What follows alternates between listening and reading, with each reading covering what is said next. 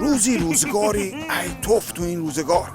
فینیتو داره از خشکسالی نابود میشه، اما انگار که قصه کت خدا چیز دیگه ایه.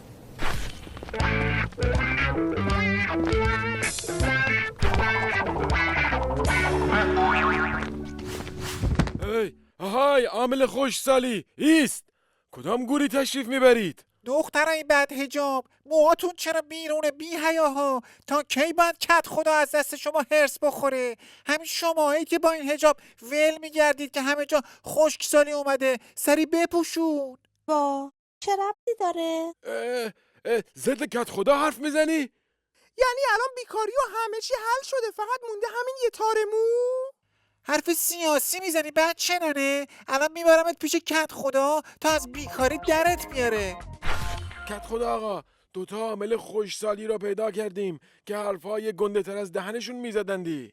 در روستای فنیتو هر کسی در بیان عقایدش آزاد است. بگو ببینم مگه اینها چه گفتندی؟ چرا نمیذارین ما راحت باشیم؟ چرا این همه که خرج روستای بغلی و گیر دادن به ما میکنید و به کشاورزی بدبخت نمیدید؟ پدر سوخته، تو غلط میکنی در مورد خرج و مخارج روستای بغلی حرف میزنی. مثل اینکه دلت هوس آب و خنک کرده.